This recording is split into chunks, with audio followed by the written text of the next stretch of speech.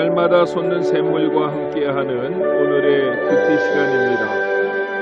9월 30일 수요일 오늘의 말씀은 고린도전서 16장 13절로 24절의 말씀입니다. 깨어 믿음에 굳게 서서 남자답게 강건하라. 너희 모든 일을 사랑으로 행하라. 형제들아, 스데바나의 집은 곧 아가야의 첫 열매요 또 성도 섬기기로 작정한 줄을 너희가 아는지라.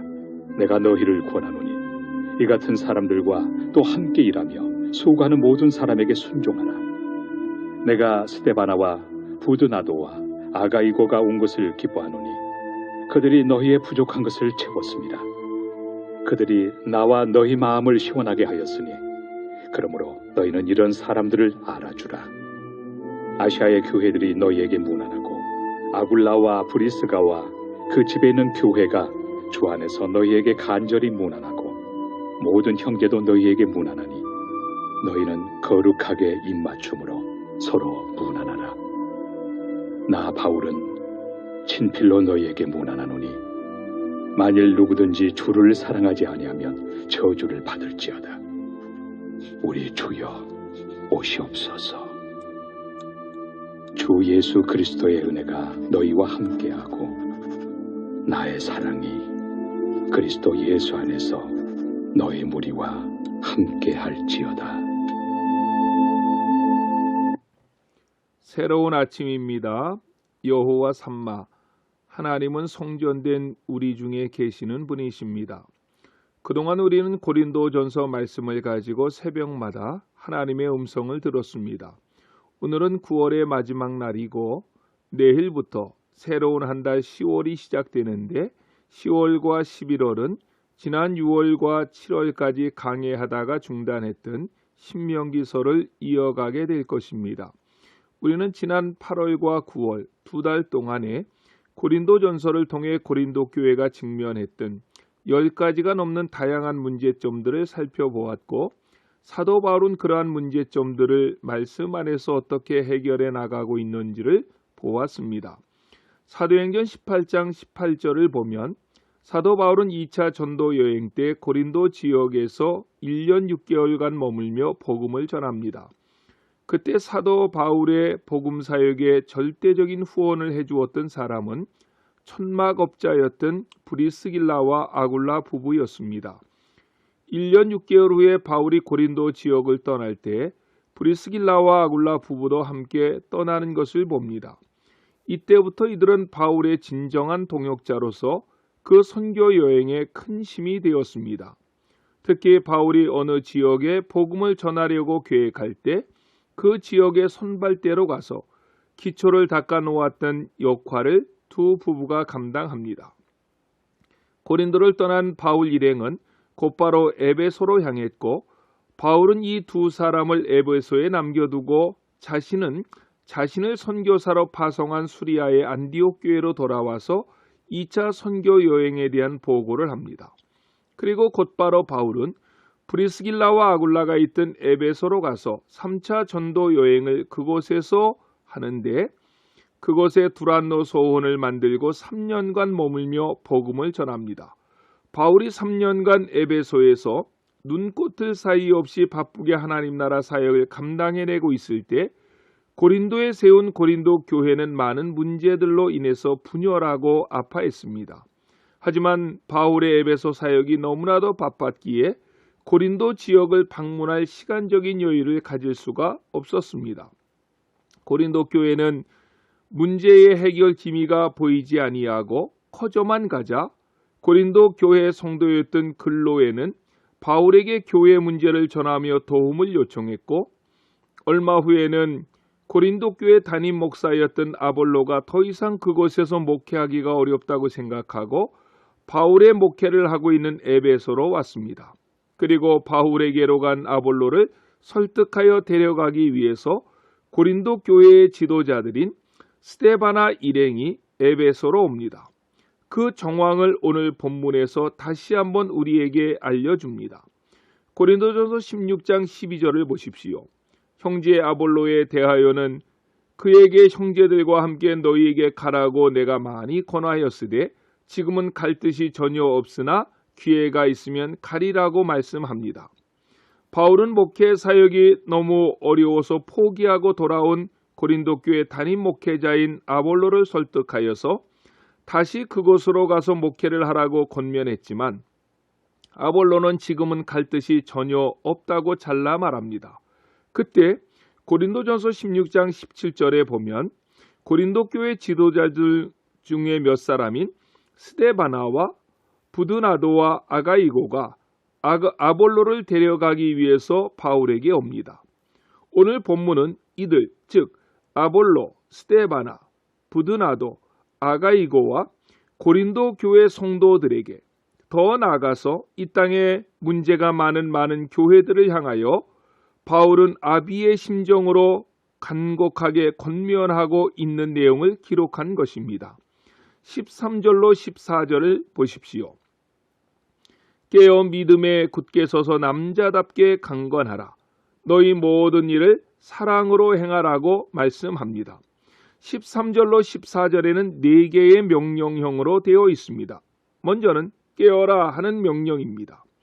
그리스도의 강림을 기다리는 종말론적인 자세에 대한 권면으로 깨어 있음은 진리 가운데 거하는 것을 상징합니다. 깨어 있을 때 사단의 시험에 들지 않을 수 있는 것입니다. 고린도 교회 성도들이 교만함으로 서로 분쟁했던 것을 염두에 두고 바울이 했던 말일 것입니다. 둘째는 믿음에 굳게 서라고 명령합니다. 바울이 전해주었던 하나님의 말씀 위에 굳게 서 있어야 한다는 것입니다. 그들은 바울이 선포한 명령보다는 세상적인 지혜를 자랑했다가 그 믿음이 흔들렸던 것입니다. 셋째로는 남자답게 강건하라고 했습니다. 이 말씀은 복음의 진리를 위해서 담대할 것을 촉구한 것입니다. 다윗도 죽으면서 그의 아들 솔로몬에게 너는 심서 대장부가 되라고 유언했습니다. 하나님 앞에서 아닌 것은 아니라고 해야 합니다. 바울도 복음을 전하면서 수없이 많은 위협과 어려움을 당했지만 남자답게 강건함으로 그 어려움을 이겨나갑니다. 이처럼 13절이 복음의 진리에 충실할 것을 명령했다면 14절은 다른 사람들과의 관계에 대한 명령입니다.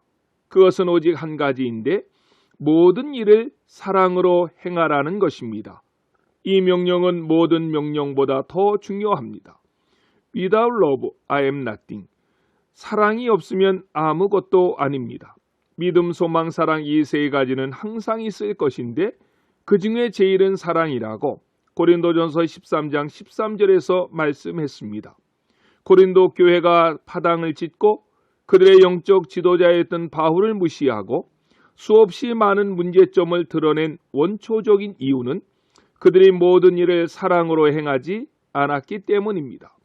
그러면서 바울은 늘 교회를 염려하고 사랑했던 사람 스데바나의 이름을 거론하면서 그가 아가야 지방에서 얻은 복음의 첫 열매라고 소개를 합니다. 그리고 스데바나와 그의 동역자들, 즉 부드나도와 아가이고는 하나님의 교회를 위해서 늘 수고하고 애쓰는 사람들인데 그들에게 순종하고 존경하라고 고린도 교회를 향해서 부탁합니다.